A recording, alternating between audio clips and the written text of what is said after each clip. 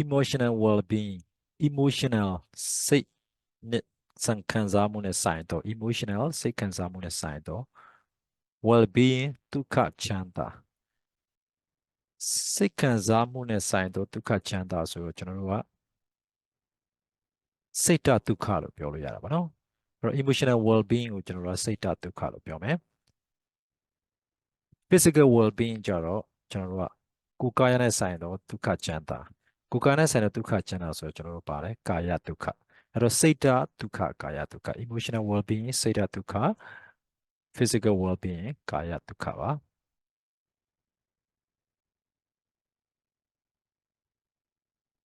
reading pre-reading ကိုကြည့်လိုက်အောင်ဒီ unit 4ရဲ့ pre-reading ကြည့်မယ်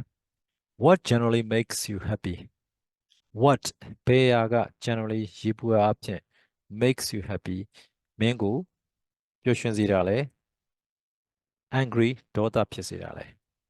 what generally makes you happy ဘယ်ဟာကမင်းကိုပျော်ရွှင်စေလဲဘယ်ဟာကမင်းကိုဒေါသထွက်စေတယ်လဲ number 2 what do you usually do မင်းဘာလုပ်ပါသလဲပုံမှန်အားဖြင့် usually ဆိုပုံမှန်အားဖြင့်များသောအားဖြင့် what do you usually do များသောအားဖြင့်မင်းဘာလုပ်သလဲ when you are surprised surprise အံ့သင့်သော excited စိတ်လှုပ်ရှားသော annoyed စိတ်နှောင့်ယှက်ဖြစ်သော angry ဒေါသဖြစ်သော what do you usually do when you're surprised မင်းအံ့အားသင့်တဲ့အခါမှာဘာလုပ်လဲ excited စိတ်လှုပ်ရှားတဲ့အခါမှာဘာလုပ်လဲ annoyed စိတ်နှောင့်ယှက်ဖြစ်တဲ့အခါမှာဘာလုပ်လဲ angry ဒေါသဖြစ်တဲ့အခါမှာဘာလုပ်ပါသလဲ number 3 which do you think is more important in life ဘဝမှာ which ဘယ်ဟာက do you think မင်းထင်လဲ is more important ပိုပြီးတော့အရေးကြီးတယ်လို့ဘဝမှာဘယ်ဟာပိုအရေးကြီးတယ်လို့ထင်တယ်လဲ physical well-being ကာယဒုက္ခ or mental well-being စိတ်ဓာတ်ဒုက္ခအဲ့တော့စိတ်ပိုင်းဆိုင်ရာဒုက္ခချမ်းသာကရေးကြီးသလားနော်ကိုယ်ကာယနဲ့ဆိုင်တဲ့ဒုက္ခချမ်းသာရေးကြီးသလားနော်အဲ့တော့စိတ်ပိုင်းဆိုင်ရာဒုက္ခချမ်းသာဆိုစိတ်ချမ်းသာခြင်းပေါ့နော်စိတ်ပျော်မယ်ချမ်းသာမယ်ကိုယ်ကာယဒုက္ခချမ်းသာကာယဒုက္ခဆိုတာကတော့နော်ကိုယ်ကာယပိုင်းဆိုင်ရာဗာလဲကျမ်းမာခြင်းပေါ့နော်ကိုယ်ကာယပိုင်းဆိုင်ရာကျမ်းမာဒုက္ခကိုရခြင်း why နဲ့ဘာကြောင့်လဲအဲ့တော့ဒီ pre-reading questions လေးတွေကိုတယောက်နဲ့တယောက်နဲ့အဖြေတူမှာမဟုတ်ဘူးเนาะတယောက်နဲ့တယောက်နဲ့ idea မတူတဲ့အတွက်အဖြေတူမှာမဟုတ်ဘူးအဲ့အတွက်ဒါကိုဥပမာ sample ဖြေထားတာလေးတစ်ချက်လောက်ကြည့်ရအောင်အဲ့တော့ဒီမှာ sample အဖြေလေးတွေဖြေထားပေးတယ် what generally makes you happy အဲ့တော့ဒီတိုင်းတသွေးမတိတ်နဲ့ဖြေရမယ်လို့တော့မဟုတ်ဘူးเนาะဒါကတော့ဥပမာဖြေထားပေးတာဖြစ်ပါတယ်ကိုယ် idea နဲ့ကိုယ်ဖြေလဲရတယ် what generally makes you happy angry မှာဆိုရင် having good grades makes me happy အဲ့တော့ကျောင်းသားတွေဖြစ်တဲ့အတွက် good grades အမှတ်နော် grade ကောင်းကောင်းရခြင်းက makes me happy ငါ့ကိုပျော်ရွှင်စေတယ်နောက်တစ်ခုကကျတော့ discriminating discriminate ဆိုရင် verb ဖြစ်သွားမယ် discriminate ဆိုတာကခွဲခြားပြီးဆက်ဆံတာလူတစ်ယောက်နဲ့တစ်ယောက်နဲ့ခွဲခြားဆက်ဆံတာအဆင့်အတန်းခွဲပြီးဆက်ဆံတာလူမျိုးရေးခွဲပြီးဆက်ဆံတာဘာသာရေးခွဲပြီးဆက်ဆံတာကို discriminate လုပ်တယ်လို့အဲ့လိုခွဲခြားဆက်ဆံခြင်းက makes me angry ကျွန်တော်ဒေါသထွက်စေပါတယ်အဲ့တော့ having good grades makes me happy discriminating makes me angry what do you usually do when you are surprised excited annoyed angry I usually exclaim when I am surprised or ပေါ့ exclaim ဆိုတာနော်အာမလေးဖြစ်တာပေါ့ကျွန်တော်ဘာဖြစ်လဲ or ပါတယ်အာမလေးဖြစ်ပါတယ်ကျွန်တော်အာသင်တဲ့အခါမှာ I usually breathe heavily when I'm excited breathe ကတော့အသက်ရှူတာပေါ့နော် heavily ဆိုပြင်းပြင်းထန်ထန်အသက်ရှူအသက်ရှူပြင်းတာပြောနော်ကျွန်တော်စိတ်လှုပ်ရှားတဲ့အခါမှာကျွန်တော်ပြင်းပြင်းထန်ထန်အသက်ရှူတယ်ပေါ့နော် I usually shake my head side to side my head side to side ခေါင်းခါတာပြော and when I'm annoyed ကျွန်တော်စိတ်နှောက်ယှက်ဖြစ်တဲ့အခါကျရင်ကျွန်တော်ခေါင်းခါတယ်ပေါ့နော်ဒါတယောက်နဲ့တယောက်တူမှာမဟုတ်ပါဘူးဥပမာဖြေထားတာပါ I usually stern my face stern my face ဆိုမျက်နှာထားတင်းတာကိုပြောတာပါ stern ဆိုတာတင်းမာတော့ when I'm angry ကျွန်တော်ဒေါသထွက်တဲ့အခါမှာကျွန်တော်မျက်နှာထားတင်းမာတယ်လို့ပြောတာ number 3က what do you think is more important in life physical well-being or mental well-being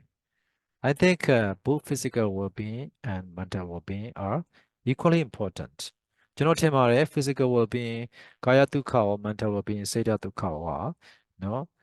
equally important နှစ်ခုစလုံးကပါလဲညီတူညီမျှအရေးကြီးတယ်လို့ထင်ပါတယ် because ဘာကြောင့်လဲဆိုတော့ we need to be healthy physically and mentally ကျွန်တော်တို့ကရုပ်ပိုင်းဆိုင်ရာရောစိတ်ပိုင်းဆိုင်ရာရောပါလဲကျန်းမာရပါမယ် to have a happy life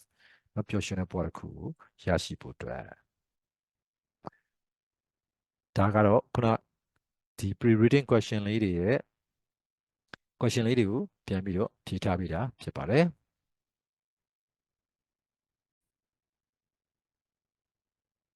အဲ့တော့ကျွန်တော်တို့တွေ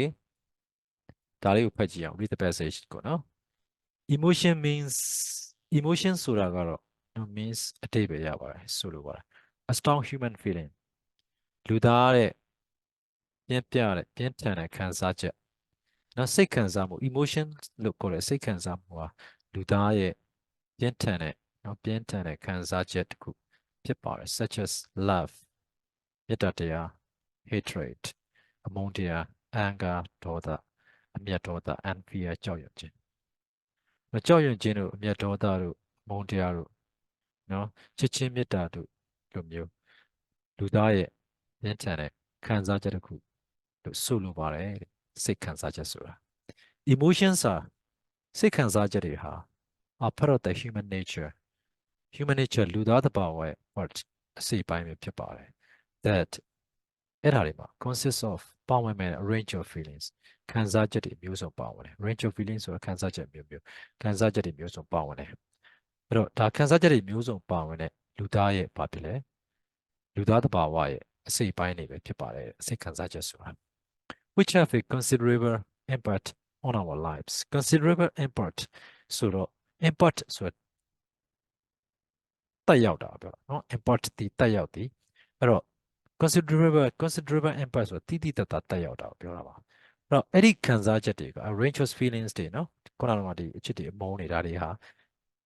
have a considerable impact on our lives ကျွန်တော်တို့ရဲ့ဘဝတွေပါလဲတိတိတတ်တာတက်ရောက်မှုတွေရှိပါတယ်လို့ပြောတာပါ for example ဥပမာအားဖြင့်ဒီပဲလူတွေဖြစ်တဲ့ family members မိသားစုဝင်တွေ neighbors အိမ်နီးချင်းတွေ friends တငယ်ချင်းမိတ်ဆွေတွေ and other acquaintances ဆိုတာအတိအကျွမ်းတွေပြောတာတခြားသောအတိအကျွမ်းတွေသူတို့တွေက are mystically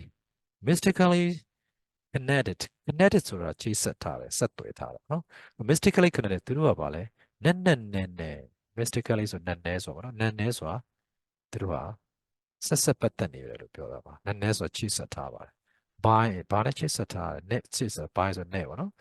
a feeling of friendship kindness or love လို့ခေါ်တဲ့မေတ္တာတရားတွေနော် kindness လို့ခေါ်တဲ့ချင်နာခြင်းတွေချင်နာမှုတွေမေတ္တာတရားတွေနဲ့ friendship ခင်မမှုတွေလို့ခံစားချက်တစ်ခုနဲ့နဲ့ချိတ်ဆက်ထားပါတယ်တဲ့ emotions can be classified into two main types emotions စိတ်ခံစားချက်တွေဆိုတာဟာ can be classified အုပ်စုတွေခွဲနိုင်ပါတယ် into two main types အမျိုးအစားအဓိကအမျိုးအစားနှစ်မျိုးခွဲခြားနိုင်ပါတယ် positive and negative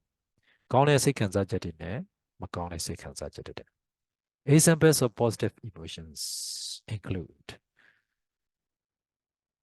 positive emotions တွေကောင်းတဲ့စိတ်ခံစားချက်တွေရဲ့ဥပမာတွေမှာဘာတွေပါဝင်လဲဆိုရင် include ပါဝင်တာကတော့ delight ကြည်နူးခြင်း joy ပျော်ရွှင်မှု sympathy ကိုချင်းစာခြင်း empathy မျှဝေခံစားတတ်ခြင်း jealousy မနာလိုဖြစ်ခြင်း grief ပူဆွေးတော့က greed လောဘ and hatred မုန်းတရားတွေပါဝင်ပါတယ် yes နော် sorry မှားသွားတယ်နော်အဲ့တော့ empathy မျှဝေခံစားခြင်း rapture ပီတိ trust ယုံကြည်ခြင်း love ပြန်ပြောပါနော် examples of positive emotion include delight ကြည်နူးခြင်းနဲ့ပါဝင်မယ်ပျော်ရွှင်ခြင်းပါဝင်မယ် sympathy ကိုချင်းစာတရား empathy မျှဝေခံစားခြင်း rapture လို့ခေါ်တဲ့ပီတိဖြစ်မှု trust ယုံကြည်မှုနဲ့ and love တွေပါဝင်တယ်ဒါက positive emotions တွေ whereas negative emotions တွေက whereas နော် negative emotion တွေက feeling ခံစားချက်တွေဖြစ်တယ် whereas ဆိုတော့ညားလဲပေါ့နော် negative emotion တွေကခံစားချက်တွေဖြစ်တော့ညားလဲဘယ်လိုလဲ like anger ဒေါသ fear ကြောက်ရွံ့မှု anxiety သောက jealousy မနာလိုမှု grief ပူဆွေးမှု greed လောဘနဲ့အမုန်းတရားတွေနော်ဒီဟာတွေဖြစ်တော့ညားလဲကောင်းတဲ့ခံစားချက်တွေကတော့ဒီဟာတွေဖြစ်တယ်လို့ပြောထားတာပါ it is only natural ဒါကတော့တဘာဝပါပဲတဲ့ဒါအဲ့ဒါက our lives are touched by both positive and negative feelings ကျွန်တော်တို့ရဲ့ဘဝတွေဟာ touch ဆိုတော့ကဘာလဲထိတွေ့တယ်ထိဆက်နေတယ်ပေါ့ကျွန်တော်တို့ရဲ့ဘဝတွေဟာ negative and positive feelings ဆိုအဆိုးမြင်တဲ့ခံစားချက်တွေအဲ့တော့မကောင်းတဲ့ခံစားချက်တွေရောကောင်းတဲ့ခံစားချက်တွေရောနှစ်မျိုးစလုံးနဲ့ကျွန်တော်တို့ရဲ့ခံစားချက်တွေဟာထိဆက်နေပါတယ်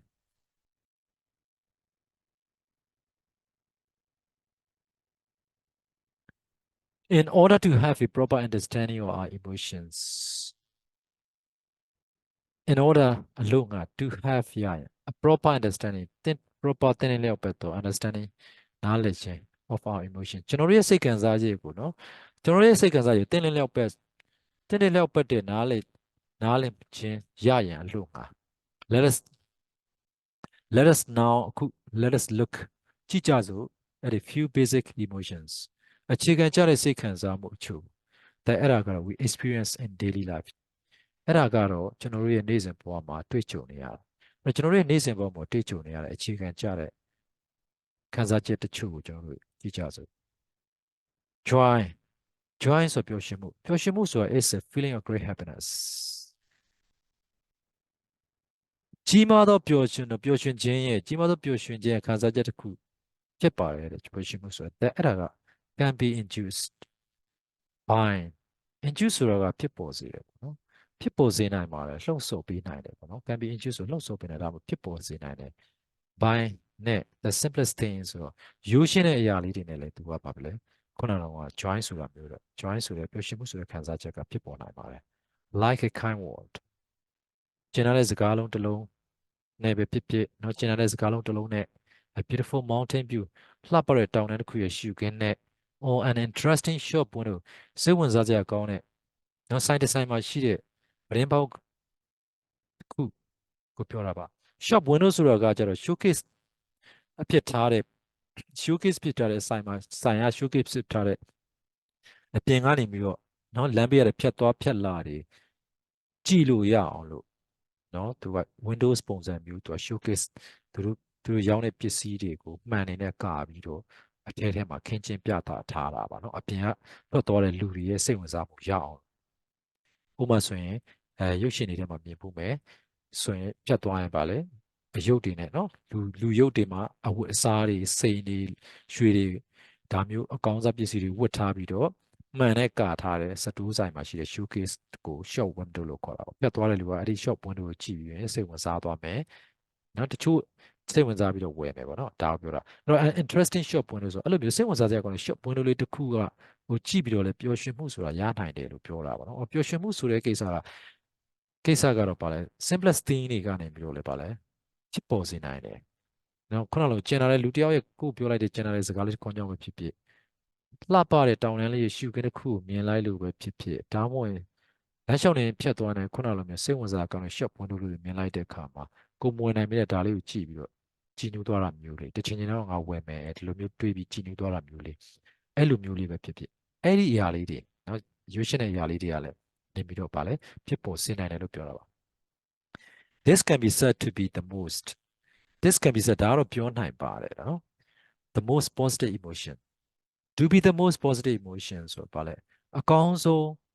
စိတ်ခံစားမှုလို့ကျွန်တော်တို့ပြောနိုင်တယ် or a great motivator နံအကောင်းဆုံးစိတ်ခံမှုဆိုရင် great နော်ကြီးမားတဲ့လှုံ့ဆော်ပေးနိုင်တဲ့အရာတစ်ခုလို့ကျွန်တော်တို့ကပြောနိုင်ပါတယ်တဲ့ that's ဒါကြောင့်မလို့ we actively ဒါကြောင့်မလို့ဗာဖြစ်လဲကျွန်တော်တို့ဟာ actively တက်ကြောက်ဆိုရင် would like to repeat would like လုပ်ချင်မှာ repeat ထပ်ခါတလဲလဲထပ်ခါလုပ်ချင်တယ် the activities ဒါပြည့်ဒီမှာဒီလုပ်ရက်တွေကိုပြောမှာပေါ့နော် that bring us joy အဲ့ဒီလုပ်ရက်တွေက bring us joy ကျွန်တော်တို့ပျော်ရွှင်မှုတွေတည်ဆောင်ပေးလာတဲ့အရာဆိုလိုတာကျွန်တော်တို့ပျော်ရွှင်မှုတွေကိုပြီးတဲ့လုပ်ရက်တွေကိုကျွန်တော်တို့ကတက်ခါတလဲတက်ကြွနဲ့လုပ်ချင်ပါတယ်အဲ့ဒါတွေကဘာကြောင့်လဲဆိုရင်ဒါတွေကဆိုရင်နော်အကောင်းဆုံးသောစိတ်ခံစားမှုတွေနော်အကောင်းဆုံးစိတ်ခံစားမှုတွေနဲ့ကျွန်တော်တို့အကြီးမားဆုံးသောလှုံ့ဆော်ပေးနိုင်တဲ့အရာတွေဖြစ်နေလို့ပါခုနက join ဆိုတဲ့ဒီ feeling ကိုပြောတာပါနော်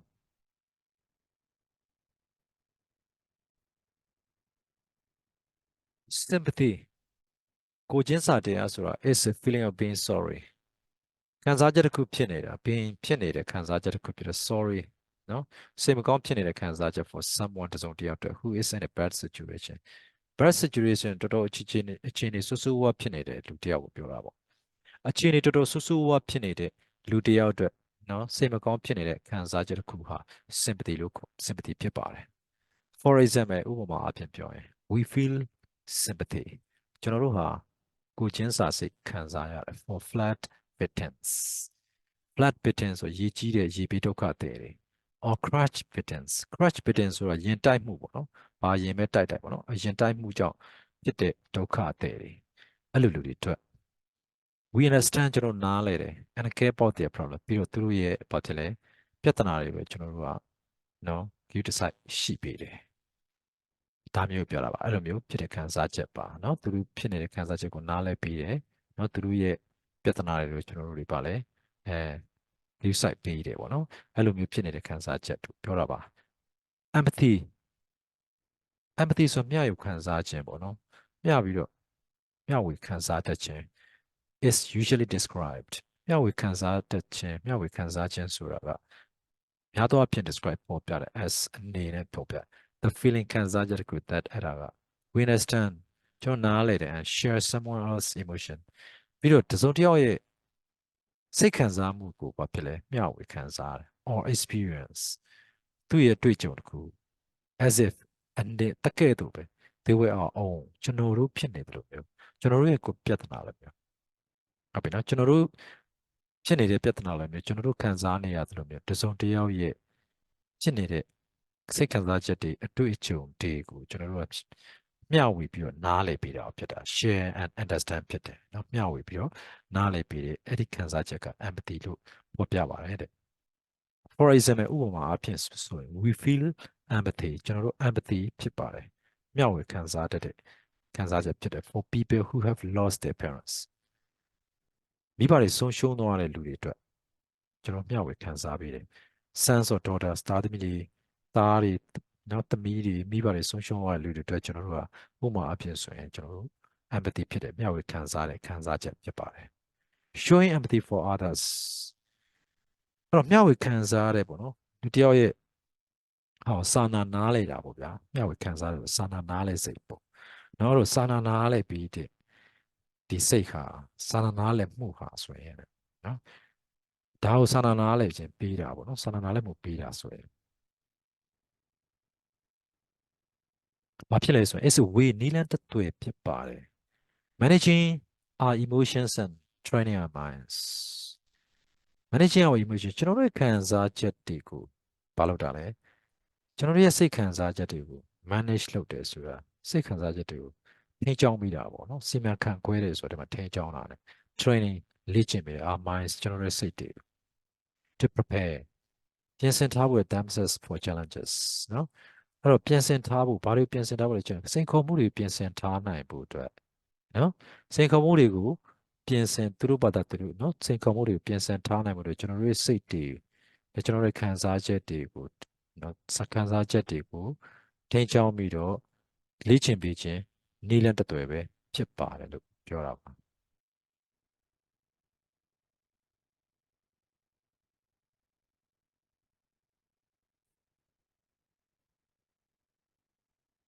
loving kindness is a strong feeling of caring about someone ဂရုဏာတရားကိုပြော loving kindness ဆိုတာနော်ကျင်နာတဲ့ချစ်ချင်းဆိုဂရုဏာတရားပေါ့ကျင်နာတဲ့ချစ်ချင်းတောင်ဂရုဏာတရားဆိုတာကတော့ is a strong feeling ပြင်းပြတဲ့ခံစားချက်တစ်ခုဖြစ်ပါတယ်ပြင်းထန်တဲ့ခံစားချက်တစ်ခုဖြစ်တော့ caring for someone တစ်စုံတစ်ယောက်ကိုဂရုစိုက်ခြင်းပြင်းထန်တဲ့ခံစားချက်တစ်ခုဖြစ်တယ် treating someone with loving kindness treating ဆိုတာဆက်ဆံတာကိုပြောတာပါ someone တစ်စုံတစ်ယောက်ကို loving kindness ဂရုဏာတရားနဲ့တစ်စုံတစ်ယောက်ကိုဆက်ဆံခြင်း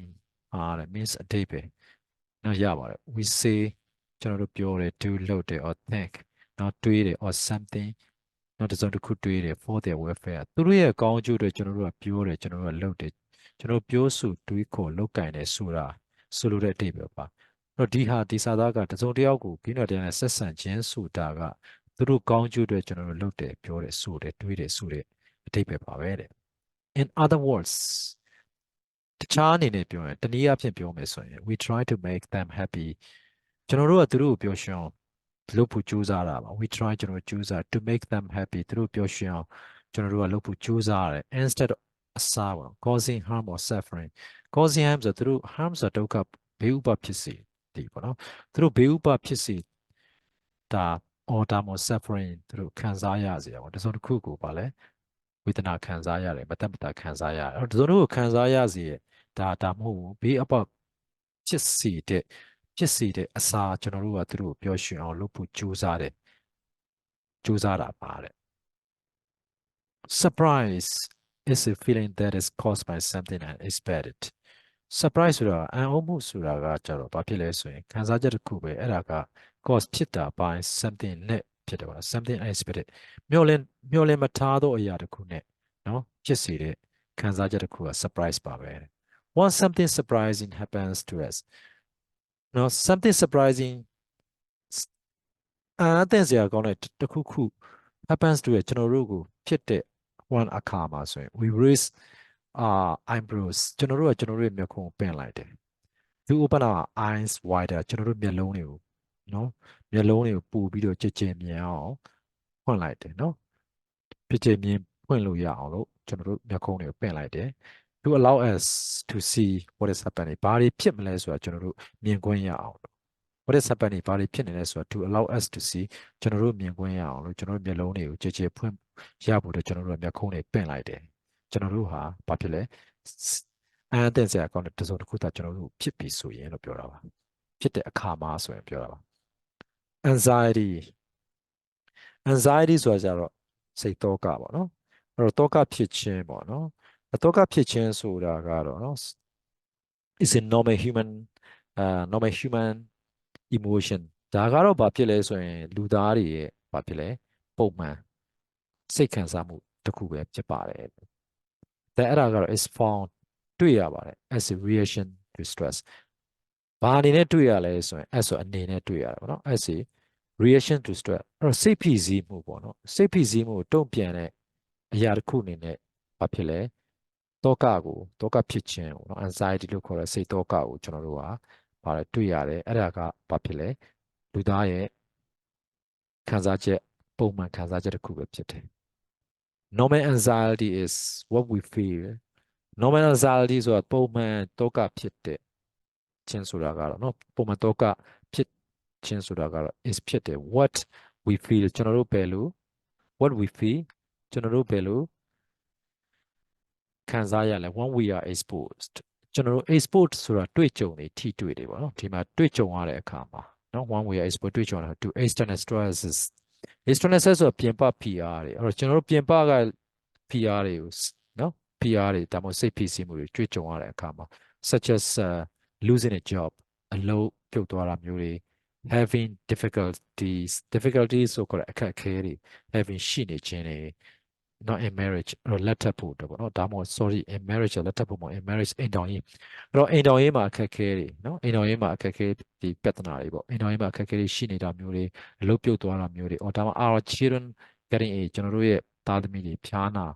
ဒါမျိုးနေပကောင်းဖြစ်ခြင်းမျိုးတွေအဲ့လိုမျိုးပြင်ပဖိအားတွေနဲ့ကျွန်တော်တို့ဟာ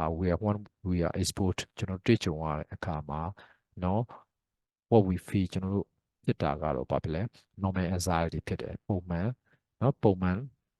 စိတ်တော့ကဖြစ်ခြင်းပဲဖြစ်ပါတယ်တဲ့ this type of anxiety is called ဒီလိုမျိုးပုံမှန်နော် normal anxiety ကို is called ခေါ်ပါတယ် worry စိုးရင်ပူပန်မှုလို့ခေါ်တယ်ပေါ့နော် and ပြီးတော့ remains with us ကျွန်တော်တို့ ਨੇ ဒီစိုးရင်ပူပန်မှုတွေကဆက်လက်ပြီးတော့ remains ရှိနေတယ်ပေါ့နော် until the problem is sorted out ဆိုဖြေရှင်းလိုက်တာပြောတာ and some way တနည်းနည်းနဲ့နော်မဖြေရှင်းရမကျင်တနည်းနဲ့ဖြေရှင်းမှုเนาะဖြေရှင်းရတဲ့အချိန်အထိကိုမတိုင်မရှင်းထိကိုကျွန်တော်တို့ကဒီပြဿနာတွေဒီခံစားချက်တွေကကျွန်တော်တို့ ਨੇ ဆိုရင်ပူပန်မှုတွေကရှိနေပါတယ်လို့ပြောတာ one anxiety occurs เนาะ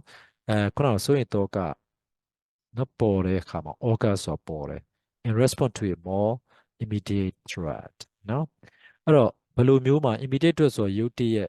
ကြီးပါလဲ threat ဆိုတာချင်းချောက်မှုတစ်ခုခုနော်အဲ့တော့ရုပ်ကြည်ချင်းချောက်မှုတစ်ခုခုတုံ့ပြန်တဲ့အခါမှာပေါ်လာတဲ့နော်ပေါ်တဲ့စိတ်တော့ကမျိုးဘယ်လိုဟာမျိုး like being attacked by a huge Now snarling dog snarling dog ဆိုတာက man ဖီသောဆိုတဲ့เนาะ man ဖီနေတဲ့ခွေးတစ်ကောင်เนาะခွေး man ဖီပြီးတော့ကိုယ်เนาะကိုင်မှုလုပ်နေတဲ့ခွေးတစ်ကောင်ကနေပြီးတော့ကိုယ်ဘာဖြစ်လဲခွေးတစ်ကောင်ကနေပြီးတိုက်ခိုက်ခံနေရတဲ့အခြေအနေမျိုး or ဒါမှမဟုတ် looking over a cliff edge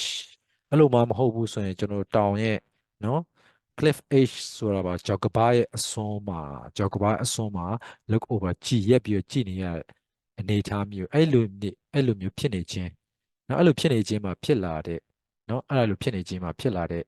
အဲ့ဒါကိုပြန်တုံ့ပြန်မဲ့ဟိုဖြစ်လာတဲ့ဆိုရင်တော့ကဒါကိုပြောတာပါเนาะဆိုရင်အဲ့ဒီမှာဖြစ်လာလို့ဆိုရင်တော့ကဒါကိုပါလဲ this is အဲ့ဒီဟာမျိုးကိုကျတော့ ခေါ်တယ် fear လို့ခေါ်တယ်အဲ့ဒါကိုကျတော့အကြောက်တရားလို့ခေါ်တယ်ပေါ့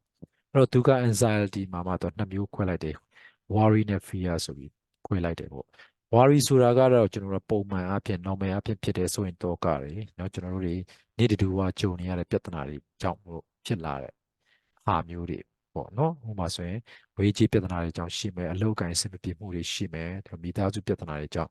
ဖြစ်နေတဲ့ဆိုရင်ပူပန်မှုတွေနောက်ဆိုရင်တော့ကဒါကိုကြတော့ဒီ anxiety ကိုကျွန်တော် worry လို့ခေါ်ပြီးတော့ရုတ်တရက်ကြီးကျွန်တော်တို့ကနေမျိုးတစ်ခုခုရဲ့တိုက်ခိုက်ခံရလာမျိုးရုတ်တရက်ကြီးအန္တရာယ်ကြောက်ရောက်တဲ့အခါမှာဖြစ်လာတဲ့เนาะဆိုရင်တော့ကကိုပြောတာပေါ့เนาะ one anxiety or kind respond to a more immediate threat ဆိုတာချက်ချင်းလည်းငင်းကြီးเนาะချင်းချောက်မှုတစ်ခုခုเนาะကဖြစ်ပေါ်လာတဲ့တော့ကမျိုးကိုကြတော့ကျွန်တော်တို့ကဘာလို့ခေါ်လဲဆိုရင် fear ဆိုတဲ့ကြောက်ရွံ့မှုဆိုတဲ့ဟာခေါ်တယ်ပေါ့နော်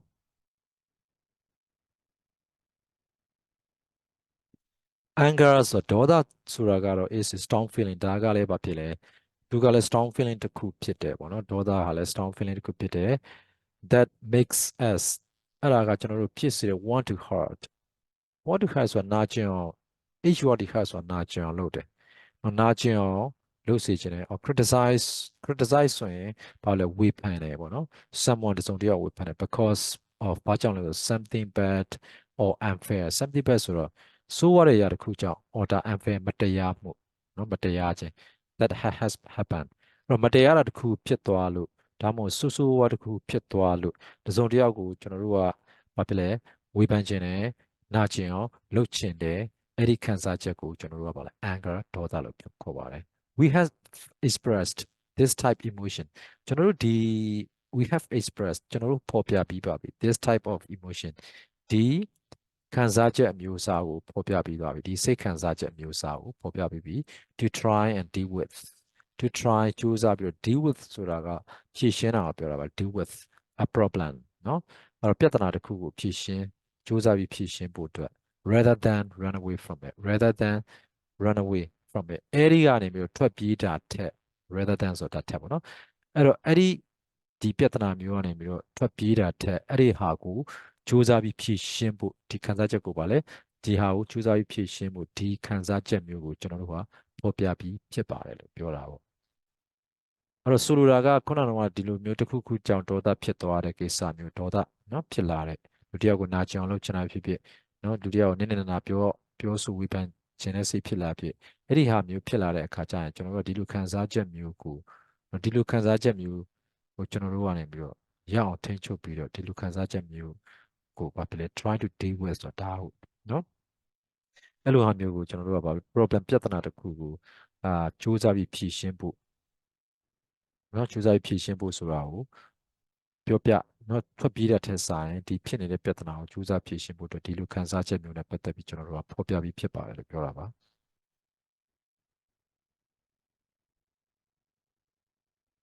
Distress is a feeling of sadness which is prompted by the loss of something. Distress ဆိုတာကဘာလဲဆို feeling of sadness တဲ့ဝမ်းနည်းခြင်းရဲ့ခံစားချက်တစ်ခု which is prompted နော်သူကဘာလဲ prompted ဆိုတာလည်းလှုံ့ဆော်ပေးတယ်ဖြစ်စေတယ်ပေါ့နော်အဲ့တော့ဘာဖြစ်လဲဖြစ်စေနိုင်တယ်ပေါ့နော်လှုံ့ဆော်ပေးတယ်ဘာလှုံ့ဆော်ပေးတာလဲလှုံ့ဆော်ပေးတော့ပေါ့နော်ဘာနဲ့လှုံ့ဆော် the loss of something တစ်စုံတစ်ခုဆုံးရှုံးခြင်း or tragic events tragic ဆိုတာကကြတော့အဲ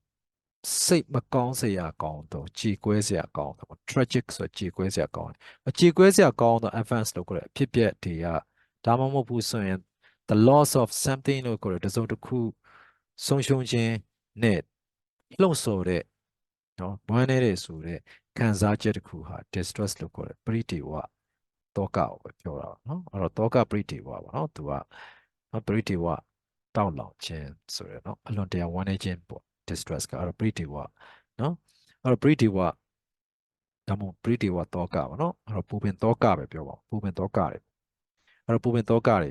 ကားတဲ့နော်ပူပင်တောကဆိုတာကကြတော့ဝမ်းနေစရာခြေကွဲစရာကောင်းတဲ့အဖြစ်အပျက်တွေနော်တစ်စုံတစ်ခုဆုံးရှုံးခြင်းတွေနဲ့လှုံ့ဆော်လိုက်တဲ့ဝမ်းနေတဲ့နော်ခံစားချက်ပဲဖြစ်ပါတယ် This often results in tears အဲ့တော့ဒီကိစ္စတွေကမကြာခဏဆိုသလိုပါပဲပါလဲဘာဖြစ်လဲဆိုရင်မျက်ရည်တွေကျရတယ်ပြီးတော့ရင် lump in the throat lump in the throat LUMP lump ဆိုတာအဆိုင်ခဲပေါ့နော် LUMP lump အဆိုင်ခဲတစ်ခုက in the throat လေကြောင်းထဲမှာအဆိုင်ခဲတစ်ခုရှိတယ်စွတ်နစ်နေတာပဲအဲ့တော့မျက်ရည်ကျရတယ်မျက်ရည်တွေကျရတယ်နော်ဒီလိုမျိုးဖြစ်တဲ့အခါမှာအကျိုးဆက်နေရတော့ကျွန်တော်မျက်ရည်ကျမယ် a lump in the throat လေကြောင်းထဲမှာတစ်ခုခုစွတ်နစ်နေတယ်လို့ဖြစ်ရမယ် and a feeling of heaviness in the chest ဆိုကျွန်တော်ရင်ဘတ်ပါအဲ့တော့ရင်ဘတ်ထဲမှာလေးနေတာပေါ့အဲ့တော့စိတ်ထဲမှာလေးနေတာပြော feeling of heaviness နော်အဲ့တော့ခံစားချက်တွေရင်ဘတ်ထဲမှာလေးနေတယ်လေးလည်းနေတဲ့ခံစားချက်တွေခံစားရမယ်နော်လေကြောင်းထဲမှာစွတ်နစ်တစ်ခုခုကြောင့်မစွတ်နစ်နေတဲ့နော်ခံစားချက်မျိုးတွေနဲ့မျက်ရည်တွေကျတဲ့ခံစားချက်မျိုးတွေဒါမကြာခဏဖြစ်ပါတယ်တဲ့ if you see a miserable person ခင်ဗျားကခုနလိုမျိုးစိတ်ဆင်းရဲနေတဲ့လူတစ်ယောက်ကိုပြောတာပေါ့နော်စိတ်ဆင်းရဲနေတော့စိတ်ဆင်းရဲစရာကောင်းတော့လူတစ်ယောက်တော့စိတ်ဆင်းရဲနေတော့လူတစ်ယောက်ကိုမြင်တယ်ဆိုရင် you may also feel miserable ခင်ဗျားလည်းပဲပါလဲစိတ်ဆင်းရဲတဲ့ခံစားချက်ကိုခံစားရမယ်လို့ပြောတာပါ disgust disgust ဆိုတာကကြောင့်ဆက်ရှုပ်ယွန်စားရှာပြောနော်ဆက်ဆုပ်ယွန်ချခြင်းဆိုတာကတော့ is ဖြစ်ပါတော့ a strong feeling ဘာဖြစ်လဲ strong feeling ပြင်းထန်တဲ့ခံစားချက်ပဲ or dislike မကြိုက်နှစ်သက်တာတစ်စုံတစ်ခုမကြိုက်နှစ်သက်တဲ့ပြင်းထန်တဲ့ခံစားချက် annoyance စိတ်အနှောက်အယှက်ဖြစ်ခြင်းဆိုတဲ့ပြင်းထန်တဲ့ခံစားချက် disapproval နော်သဘောမကျခြင်းမနှစ်သက်ခြင်း disapproval နော်မနှစ်သက်ခြင်းသဘောမကျခြင်းဆိုတဲ့အဓိပ္ပာယ်အဲ့မနှစ်သက်ခြင်းသဘောမကျခြင်းစိတ်နှောက်ဖြစ်ခြင်းနဲ့မကြိုက်နှစ်သက်ခြင်းဆိုတဲ့ပြင်းထန်တဲ့ခံစားချက်ကတော့ disgust ဖြစ်ပါတယ် we feel ကျွန်တော်တို့ခံစားရပါတယ် disgusted တော့ဆက်ရှုပ်ယွန်းရှာတဲ့ခံစားချက်မျိုးကိုခံစားရတယ် as certain objects နော်တချို့သောအရာဝတ္ထုတွေမှာ or smells တချို့သောအနံ့တွေမှာတချို့သောအနံ့တွေကိုကျွန်တော်တို့ကဗာလဲဆက်ယွန်းနေဆိုတဲ့ခံစားချက်ခံစားရတယ်တချို့သောအရာတွေတချို့သောအနံ့တွေကိုယွန်းနေဆိုတဲ့ခံစားချက်ခံစားရတယ် like the smell of rotten food ဆိုတာပုတ်တိုးနေတဲ့အစားအသောက်တွေအဲ့တော့ပုတ်တိုးနေတဲ့အစားအသောက်တွေအနံ့လိုမျိုးပေါ့အဲ့တော့ပုတ်တိုးနေတဲ့အစားအသောက်တွေရဲ့အနံ့လိုမျိုးကျွန်တော်တို့တချို့အရာတွေကိုရတဲ့အခါမြင်တဲ့အခါမှာယွန်တဲ့ခံစားချက်ကိုခံစားရတယ်လို့နော် naturally နော်သဘာဝအဖြစ်အဲ့ဒီခံစားချက်ကိုကျွန်တော်ခံစားရပါတယ်လို့ပြောတာပါ we move away from such things ဒီလိုဟာအရာတွေကယွန်စရာကောင်းတဲ့အရာတွေပြောတာပေါ့နော်ဒီလို such things ဆိုခုနကယွန်စရာကောင်းတဲ့အရာတွေရတယ်ကျွန်တော်တို့က move away ကျွန်တော်ကရှောင်ခွာကြတယ် because ဘာကြောင့်လဲဆိုတော့ they may carry diseases သူတို့ကဘာတွေပါလာမှာဘာတွေတည်လာနိုင်လဲဆိုတော့ diseases လို့ခေါ်တဲ့ယောဂတွေပါလာနိုင်တယ်နော် that's ဒါကြောင့်မလို့ this type of emotion ဒီလိုမျိုးခံစားချက်က helps အကူအညီဖြစ်စေ to protect us ကျွန်တော်တို့ကိုပါလဲကာကွယ်ဖို့အကူအညီဖြစ်စေတယ်ဘလို့ဒီဟာတွေက from harm or illness နော်ဒုက္ခနော်ဘေးဥပဖြစ်တာ or ဒါမှ illness ဖျားနာခြင်းဖျားနာခြင်းဖြစ်တာတွေနာမကျန်းဖြစ်ခြင်းဒါမှမဟုတ်ဆိုဘေးဥပဖြစ်ခြင်းတွေရတယ်ပြီးတော့နော်ကာကွယ်ပေးနိုင်ပါတယ်တဲ့ဒီလိုခံစားချက်တွေအဆိုရင်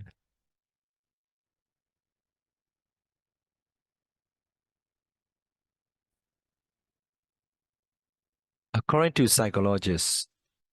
စိတ်ပညာရှင်များရဲ့အဆိုအရဆိုရင် emotional well-being is defined emotional well-being စိတ်ပိုင်းဆိုင်ရာဒုက္ခချမ်းသာနော်အဲ့တော့စိတ်ပိုင်းဆိုင်ရာဒုက္ခချမ်းသာ define ဒီလိုမျိုးသတ်မှတ်ပါတယ်ဒီလိုမျိုးအဓိပ္ပာယ်သတ်မှတ်ပါတယ် as the ability စွမ်းရည် to recognize အတိအမှတ်ပြုတယ်အတိအမှတ်ပြုတဲ့စွမ်းရည် our emotions ကျွန်တော်တို့ရဲ့စိတ်ခံစားမှုတွေကို manage them သူတို့ကိုကောင်းကောင်းစီမံတယ် and produce ပြန်ပြီးတော့ထုတ်လုပ်တယ် positive feelings or thoughts ကောင်းမွန်တဲ့အတွေးတွေကောင်းမွန်တဲ့ခံစားချက်တွေကိုနော်ကောင်းမွန်တဲ့ခံစားချက်တွေကောင်းမွန်တဲ့အတွေးတွေပြန်လဲထုတ်လုပ်ပြီးနော်ပြန်လဲပြီးတော့ထုတ်လုပ်ပြီးတော့သူတို့စီမံခန့်ခွဲတယ်နော်စီမံခန့်ခွဲတဲ့ဒါကိုပြောတာပါအဲ့တော့ကျွန်တော်တို့ကဒါကိုပြောမယ် emotional well-being is defined as emotional well-being စိတ်ပိုင်းဆိုင်ရာဒုက္ခချမ်းသာက define အဓိပ္ပာယ်သတ်မှတ်ပါ the ability to recognize our emotion, manage them, and produce positive feelings or thoughts. ကျွန်တော်တို့ရဲ့စိတ်ခံစားချက်တွေကိုအသိမှတ်ပြုပြီးတော့အဲ့ဒီစိတ်ခံစားချက်တွေကိုစီမံပြီးတော့အသိမှတ်ပြုနိုင်တယ်ပြီးရင်အဲ့ဒီစိတ်ခံစားချက်တွေကိုကောင်းကောင်းစီမံနိုင်တယ်ပြီးရင်တော့ကောင်းမွန်တဲ့အတွေ့အဲ့ဒီစိတ်ခံစားချက်တွေကိုကောင်းကောင်းစီမံပြီးကောင်းမွန်တဲ့အတွေ့တွေကောင်းမွန်တဲ့ခံစားချက်တွေဖြစ်အောင်ပြန်လည်လုပ်နိုင်တဲ့စွမ်းရည်ကိုစွမ်းရည်လို့စွမ်းရည်အဖြစ်အတိတ်ပဲသတ်မှတ်ပါတယ် psychologist တွေရဲ့အဆိုအရဆိုရင် in other words တခြားနည်းနဲ့ပြောမယ်ဆိုရင် people with emotional wellness ဆိုတာကျမ်းမာခြင်းပေါ့နော် people with emotional wellness တော့စိတ်ပိုင်းဆိုင်ရာကျမ်းမာတဲ့လူတွေက aware နားလည်သဘောပေါက်တယ် of their own emotions သူတို့ရဲ့ကိုယ်ပိုင်ခံစားချက်တွေကိုစိတ်ပိုင်းဆိုင်ရာဒီကျမ်းမာတဲ့လူတွေကဆိုသူတို့ရဲ့ကိုယ်ပိုင်ခံစားချက်တွေကိုနားလည်သဘောပေါက်တယ် can deal with ဆိုတာဖြေရှင်းနိုင်တယ် can deal with ဖြေရှင်းနိုင်တယ် difficult problems ပြဿနာရက်တွေကိုခက်ခဲတဲ့ပြဿနာတွေကိုလည်းဖြေရှင်းနိုင်တယ် by using အသုံးပြုရင်းနဲ့အသုံးပြုခြင်းအပြင် some effective strategies ထိရောက်တဲ့နည်းဗျူဟာတွေကိုအသုံးပြုခြင်းအပြင်ထိရောက်တဲ့နည်းဗျူဟာချို့အသုံးပြုခြင်းအပြင်ခက်ခဲတဲ့ပြဿနာရက်တွေကိုဖြေရှင်းနိုင်တယ်အဲ့တော့ဒါတစ်ခုလုံးပြန်ပြောမယ်ဆိုရင် in other words people with emotional wellness are aware of their emotions and can deal with difficult problems by using some effective strategies စိတ်ပိုင်းဆိုင်ရာကျမ်းမာတဲ့သူတွေအားဆိုရင်သူတို့ရဲ့ကိုယ်ပိုင်စိတ်ခံစားချက်တွေကိုနားလည်ပြီးတော့ထိရောက်တဲ့နည်းဗျူဟာတွေတချို့ကိုအသုံးပြုပြီးတော့ခက်ခဲတဲ့ပြဿနာရက်တွေကိုလည်းဖြေရှင်းနိုင်ပါတယ်လို့ပြောတာပါ in daily life ကျွန်တော်တို့ရဲ့နေ့စဉ်ဘဝမှာ we are more likely to experience negative emotions than positive ones တော့ကောင်းမွန်တဲ့စိတ်ခံစားချက်တွေထက်မကောင်းမွန်တဲ့စိတ်ခံစားချက်တွေကိုကျွန်တော်တို့ရဲ့နေ့စဉ်ဘဝမှာ we are more likely to experience ကျွန်တော်တို့ထိတွေ့နေပုံရတယ်လို့ပြောတယ်ထိတွေ့နေပုံရတယ်အတွေ့အကြုံတွေ့ကြုံနေရပုံရတယ်တွေ့ကြုံနေပုံရတယ်တွေ့ကြုံနေတဲ့အလားအလာရှိတယ်ပေါ့ likely ဆိုအလားအလာရှိတယ်တွေ့ကြုံရတဲ့အလားအလာရှိတယ်ကျွန်တော်တို့ရဲ့နေ့စဉ်ဘဝမှာကောင်းတဲ့စိတ်ခံစားချက်တွေနဲ့ဆိုင်ဆိုးတဲ့စိတ်ခံစားချက်တွေကိုတွေ့ကြုံနေရတဲ့အလားအလာရှိပါတယ် when we get exposed to stressful situations ကျွန်တော်တို့က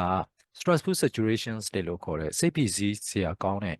အခြေအနေတွေကိုကျွန်တော်တို့တွေ့ကြုံရတဲ့အခါမှာဆိုရင် it is easier for us to get disappointed, worry or distressed အဲ့ဒါကကျွန်တော်တို့အတွက်ဘာဖြစ်လဲလွယ်ကူပါတယ် distress တောကပရိဒီဝါတွေပရိဒီဝါတွေဖြစ်ဖို့အတွက်worry ဆိုရင်ပူပန်မှုတွေ disappointed စိတ်ပြက်လက်ပဲဖြစ်မှုတွေ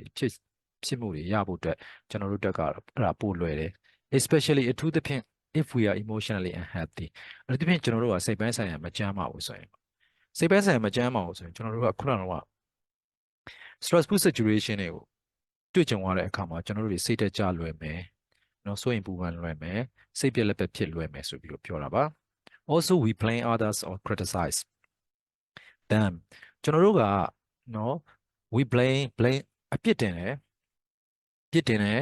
and ပြီးတော့ဝေဖန်တယ်criticize ဝေဖန်တယ် others တခြားသူတွေပြစ်တင်တယ်ဝေဖန်တယ်သူတို့ကိုပြစ်တင်တယ်ဝေဖန်တယ် when something bad or unkind happens to it တော့တခုခုဖြစ်တာဘယ်လိုဟာမျိုးလဲဆိုးရတဲ့တခုခုဒါမှမဟုတ်ရင်ကျွန်တော်တို့ဘုံမှာကျင်နာမှုမကျင်နာရရောက်တဲ့ညင်တတာဖြစ်ပုံမရောက်တဲ့တခုခုကျွန်တော်တို့ဖြစ်ပြီးဆိုရင်တခြားသူတွေကိုဝေဖန်မယ်တခြားလူတွေပြစ်တင်မယ် if our distress lasts ကျွန်တော်တို့ရဲ့သောကပရိဒီဝါဟာ last ကြာမယ် much longer ပို့ပြီးတော့ကြာမယ်ဆိုရင် our emotional well-being ကျွန်တော်တို့ရဲ့စိတ်ပိုင်းဆိုင်ရာဒုက္ခချမ်းသာ is badly affected ဆိုးအားကိုတက်ရောက်မှုရှိပါလိမ့်မယ်အဲ့တော့ခုနကသောကပရိဒီဝါဟာကျွန်တော်တို့ခံစားရတဲ့သောကပရိဒီဝါတွေပိုရကြာချီစွာခံစားရမယ်ဆိုရင်ကျွန်တော်တို့ရဲ့စိတ်ပိုင်းဆိုင်ရာဒုက္ခချမ်းသာပေါ်မှာဒုက္ခချမ်းသာကိုထိရောက်ကိုသူကဆိုးအားကိုထိရောက်မှုရှိပါလိမ့်မယ်ရှိပါတယ်တဲ့ when our wants or needs are not fulfilled ကျွန်တော်တို့ရဲ့ wants လိုချင်မှုတွေ and or ဒါမှမဟုတ်လိုအပ်ချက်တွေ needs လိုအပ်ချက်တွေ are not fulfilled မပြည့်ဝဘူးဆိုရင်ကျွန်တော်တို့ရဲ့လိုအပ်ချက်တွေမပြည့်ဝလာဘူးကျွန်တော်တို့ရဲ့ဒီလိုအင်ဆန္ဒတွေမပြည့်ဝဘူးဆိုရင် we feel depressed ကျွန်တော်တို့ဟာစိတ်တကြမယ်depressed စိတ်ကြမယ် distressed တောကပရိဒီဝါတွေဖြစ်မယ် and frustrated စိတ်ပြက်လက်ပြက်ဖြစ်မှာပါ as a result ရက်လက်အနေနဲ့ကတော့ we can either eat nor sleep ပေါ့ကျွန်တော်တို့ကောင်းကောင်းလည်းမအိပ်နိုင်ဘူးကောင်းကောင်းလည်းစားနိုင်မှာမဟုတ်ဘူး and we cannot concentrate fully on anything ဘယ်ကိစ္စကိုမှကျွန်တော်တို့ဟာ we cannot မလုပ်နိုင် concentrate အာရုံစူးစိုက်တယ်ဘယ်ကိစ္စကိုမှကျွန်တော်တို့ပြေဝဆိုတာအာရုံစူးစိုက်နိုင်မှာမဟုတ်ဘူး if negative emotions begin အကယ်၍ကျွန်တော်တို့စိုးရတဲ့ခုနကစိတ်ခံစားချက်တွေဟာ begin ဖြစ်လာမယ် chronic နာတာရှည်ဖြစ်တော့နာတာရှည်ဖြစ်လာမယ်အချိန်ကြာညောင်းစွာဖြစ်လာတာပေါ့နော်နာတာရှည်ဖြစ်တော့နာတာရှည်ဖြစ်မှာ overwhelmingly လုံလုံကဲကဲကျွန်တော်တို့ကလုံလုံကဲကဲဆိုးဝါးအလွန်ကြုံဖြစ်လာမယ်ပေါ့ overwhelmingly ဖြစ်တယ်အဲ့တော့ဒီအောင်ပြောမယ်ဆိုရင် if negative emotions become chronic or overwhelmingly အကယ်၍အဆိုးမြင်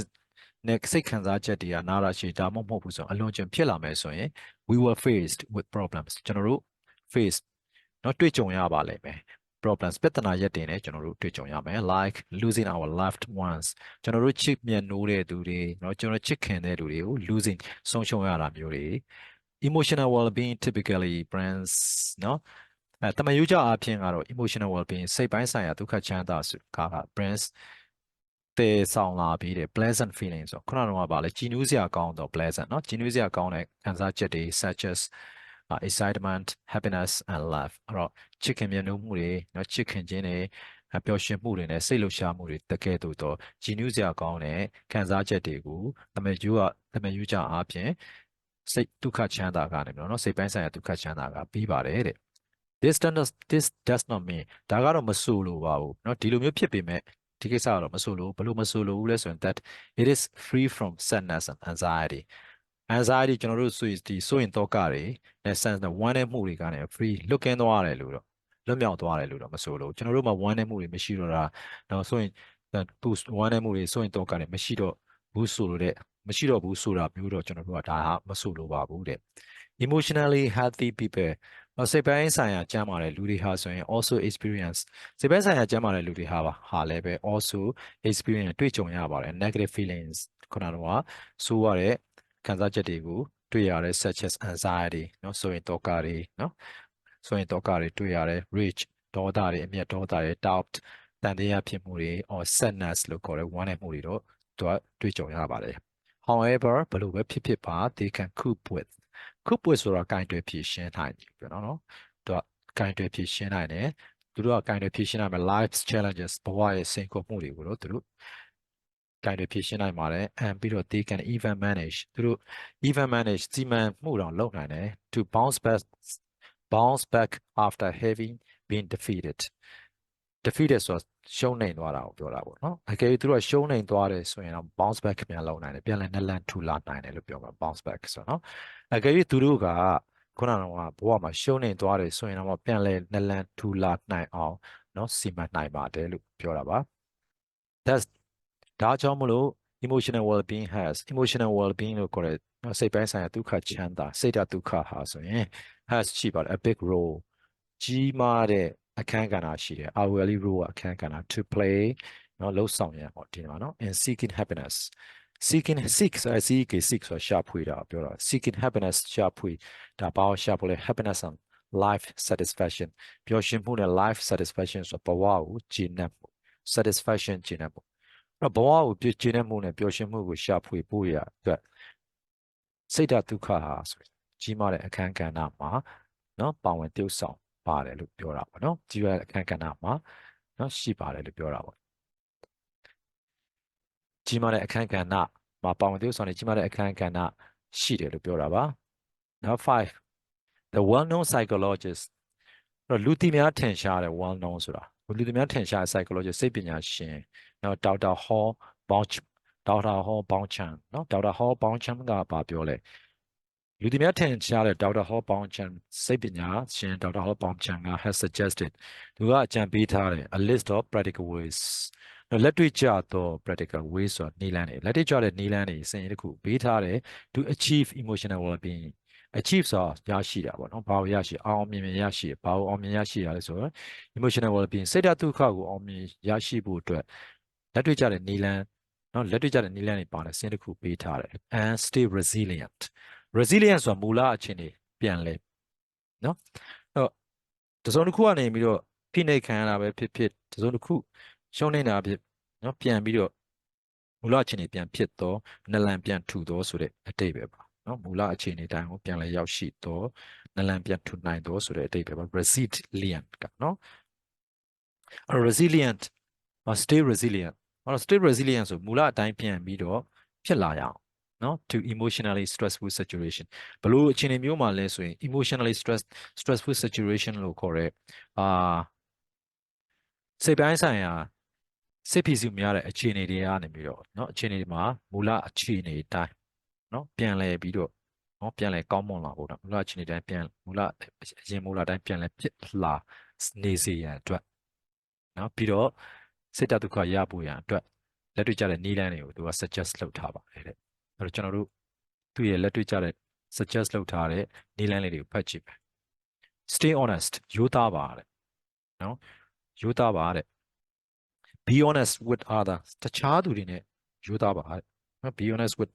other တခြားသူတွေနဲ့ရိုးသားပါ emotionally stability စိတ်ပိုင်းဆိုင်ရာတည်ငြိမ်ခြင်းကိုပြောတာပါနော်စိတ်ပိုင်းဆိုင်ရာတည်ငြိမ်မှုဟာစိတ်တည်ငြိမ်မှုကိုပြောတော့စိတ်တည်ငြိမ်မှုဟာ is based on the honesty and integrity အဲ့တော့ honesty ဆိုတာကရိုးသားခြင်းနဲ့ integrity ဖြောင့်မတ်ခြင်းအဲ့တော့စိတ်တည်ငြိမ်ခြင်းဆိုတာကဖြောင့်မတ်ခြင်းနဲ့ရိုးသားခြင်းပေါ်မှာမူတည်ပါတယ်နော် integrity ဆိုတာဖြောင့်မတ်တော့ဆိုတဲ့အဓိပ္ပာယ်เนาะဖြောင့်မတ်ခြင်းဆိုတဲ့အဓိပ္ပာယ်ဖြောင့်မတ်ခြင်းနဲ့ယူသားခြင်းမှာမူတည်ပါတယ်ပြီးရင်ဒီဘက်ကဆို stay positive stay positive ဆိုတာကကျတော့အကောင်းမြင်เนาะအကောင်းမြင်စိတ်ရှိပါစေလို့ပြောတာပေါ့เนาะအကောင်းမြင်တတ်ပါစေပေါ့เนาะ keep a healthy positive attitude to life အဲ့တော့ဘဝကိုဘာဖြစ်လဲဆိုရင်ဘဝကိုဘာလဲအကောင်းမြင်တဲ့စိတ်เนาะအကောင်းမြင်တဲ့ healthy positive ကောင်းမြင်ပြီးကျန်းမာတဲ့စိတ်ပိုင်းဆိုင်ရာကျန်းမာတယ်စိတ်ပိုင်းဆိုင်ရာကျန်းမာတဲ့เนาะဆိုတဲ့စိတ်ပိုင်းဆိုင်ရာကောင်းတာပေါ့စိတ်ပိုင်းဆိုင်ရာကောင်းပုံပဲအကောင်းမြင်တဲ့စိတ်ကိုထားပါတဲ့ smile love smile ရီပြုံးပါ love ရီပါ enjoy your life ပြီးဘဝကိုခင်ဗျဘဝကိုခင်ဗျပျော်ရွှင်အောင်နေပါเนาะအဲ့တော့ခင်ဗျဘဝကိုခင်ဗျပျော်ရွှင်အောင်နေပါ stay peaceful ငြိမ်းချမ်းပါစေเนาะငြိမ်းချမ်းနေပါ try to be a peacemaker အော် peacemaker ဆိုငြိမ်းချမ်းရေးတည်ဆောက်တဲ့လူတစ်ယောက်ဖြစ်တော့ငြိမ်းချမ်းရေးသမားတစ်ယောက်ဖြစ်အောင်ကြိုးစားပါ develop fairness and develop fairness အော်တရားမျှတမှုပေါ့နော်အဲ့တော့မျှတမှု and conflict resolution skill အဲ့တော့မျှတတဲ့လူနော်ဖြစ်အောင်လုပ်အောင်ပါ develop ဖြစ်အောင်လုပ် develop ဆိုတော့ဗာလဲမျှတမှုကိုပုံမကောင်းမအောင်လုပ်မယ်ဆိုတော့မျှတဖြစ်အောင်မျှတတဲ့လူတစ်ယောက်ဖြစ်အောင်လုပ်ရမယ် conflict resolution skills conflict ဆိုတာကပြိပက္ခတွေကို resolution ဆိုတာဖြေရှင်းတဲ့ skills တွေပြိပက္ခတွေကိုဖြေရှင်းတဲ့အရေးအသွေးတွေစွမ်းရည်တွေနော်ကိုကောင်းမွန်အောင်လုပ်မယ်မျှတတဲ့လူတယောက်ဖြစ်အောင်လုပ်မယ် overlook ဆိုတာဒီနေရာမှာကျတော့အပြစ်မယူဘဲနဲ့ခွင့်လွှတ်ပေးလိုက်တာပေါ့နော်ခွင့်လွှတ်ပေးလိုက်ပါ overlook offenses ဆိုတာတိုက်ခိုက်မှုတွေပေါ့နော်ကိုလာပြီးတော့မခံချင်အောင်တိုက်ခိုက်မှုတွေပေါ့လေခွင့်လွှတ်ပေးလိုက်ပါ and stay serene ဆိုတာ serene ဆိုတာကြည်လင်အေးချမ်းသောဆိုတဲ့အဓိပ္ပာယ်နော်ကြည်လင်ငြိမ်းချမ်းသောတည်ငြိမ်အေးချမ်းသောအဲ့တော့တည်ငြိမ်အေးချမ်း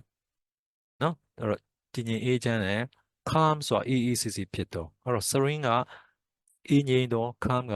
နော်အေးအေးတည်ငြိမ်သောဆိုတဲ့အဓိပ္ပာယ်အဲ့တော့ serene and calm ဆိုတာတည်ငြိမ်အေးချမ်းပါစေအဲ့တော့တိုက်ခိုက်မှုတွေကိုခွင့်လွှတ်လိုက်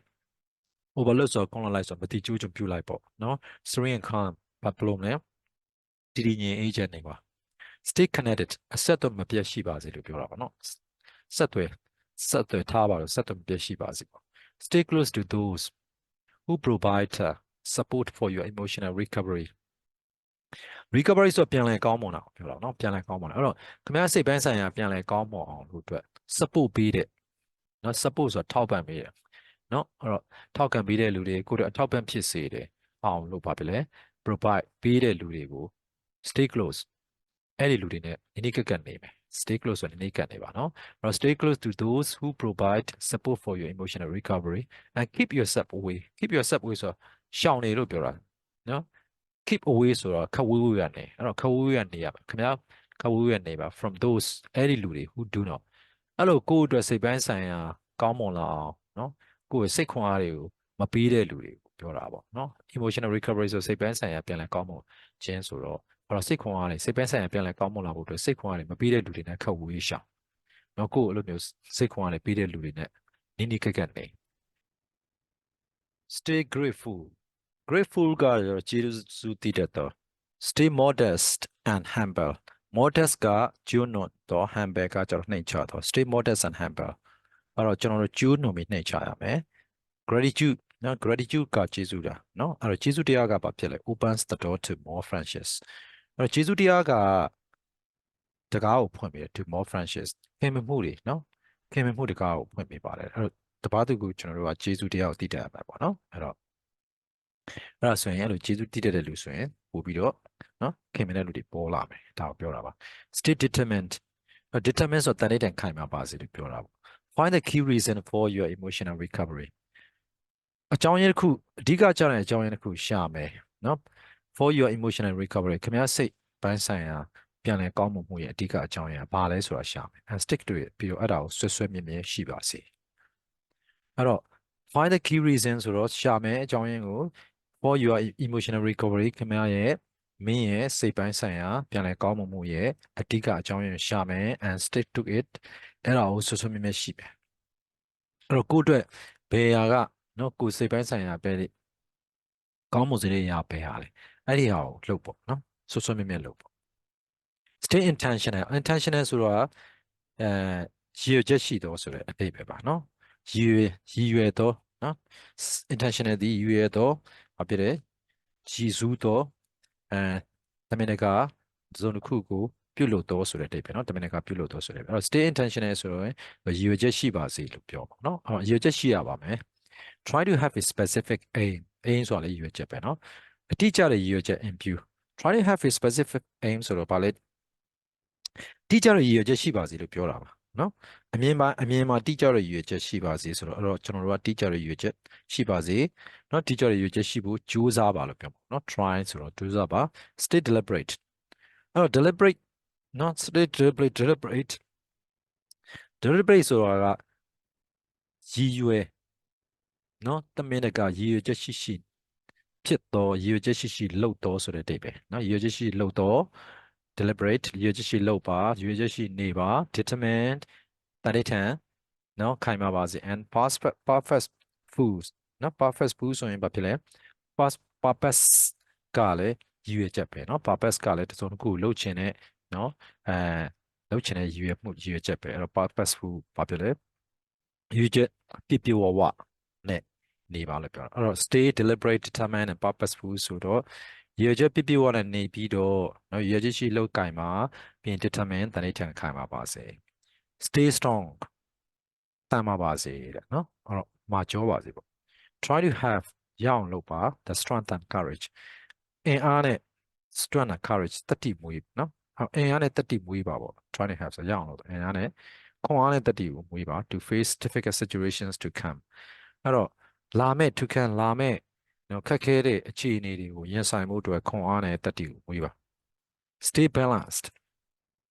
ဟန်ချက်ညီညီနေပါလို့ပြောတာဟန်ချက်ညီညီရှိပါစေ stay balanced ဟန်ချက်ညီညီရှိပါစေ or both pleasant and unpleasant feeling နော်ခုနကတော့ကြည်နူးစရာကောင်းတဲ့ခံစားချက်တွေရောကြည်နူးစရာမကောင်းတဲ့ခံစားချက်တွေနှစ်ခုစလုံးအတွက်နော်ဘာဖြစ်လဲ keep the right balance နော်မှန်ကန်တဲ့ဟန်ချက်ညီမှုကိုထိန်းထားရမယ်ဟန်ချက်ကိုမှန်မှန်ကန်ကန်ထိန်းထားရမယ် find ways နည်းလမ်းရှာမယ် to improve ပိုမိုကောင်းမွန်အောင်လုပ်ဖို့အတွက် your work life balance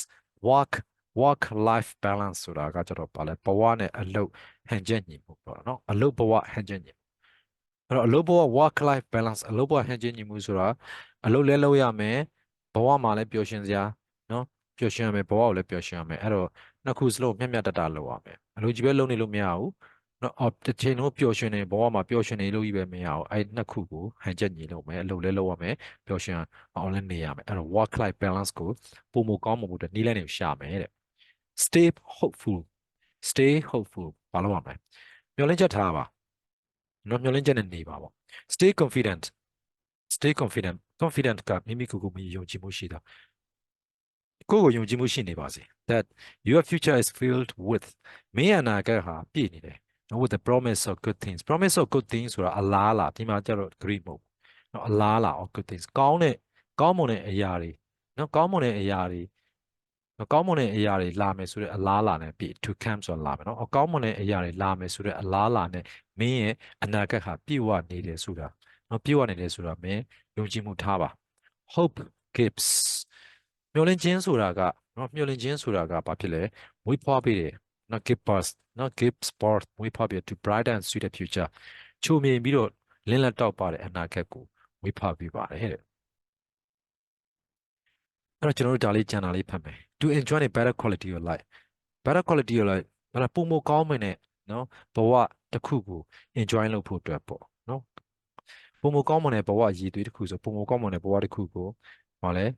enjoy လုပ်ဖို့ it is essential ဒါဟာလိုအပ်ပါတယ် for us ကျွန်တော်တို့အတွက် to possess ပိုင်ဆိုင်မှုရ a good sense of emotional well being ဘာလို့ကျွန်တော်တို့ကဘာလို့လဲ good sense of emotional well being good sense ဆိုတာအမြင်ပြောတာပါနော် emotional well being စိတ်ပိုင်းဆိုင်ရာနော်ဒုက္ခချမ်းသာအဲ့တော့ဒုက္ခချမ်းသာနော်ကောင်းသောဒုက္ခချမ်းသာပေါ့နော်ကောင်းသောဒုက္ခချမ်းသာကောင်းသောဒုက္ခချမ်းသာရဲ့ခံစားမှုကိုဘာဖြစ်လဲပိုင်ခံစားမှုကိုကောင်းသောဒုက္ခချမ်းသာရဲ့ခံစားမှုကိုကျွန်တော်တို့ကပိုင်ဆိုင်မှုအတွက်နော်ကျွန်တော်တို့ကလိုအပ်ပါတယ်လို့ပြောတာနော်ကောင်းသောစိတ်ပိုင်းဆိုင်ရာဒုက္ခချမ်းသာမှုကိုပိုင်ဆိုင်မှုအတွက်ကျွန်တော်တို့ဟာ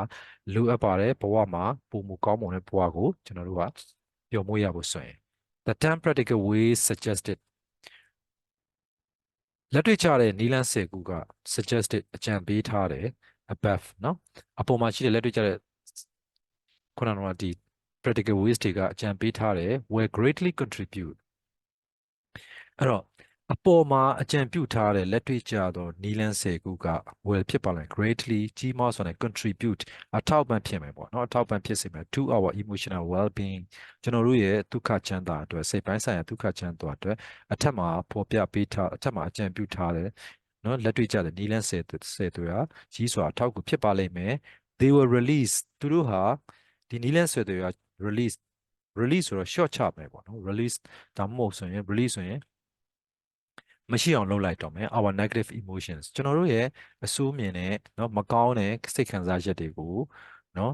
စိတ်ခံစားချက်တွေကိုရှင်းထုတ်ပြမယ် release เนาะရှင်းထုတ်ပြမယ် produce positive emotions ကောင်းမွန်တဲ့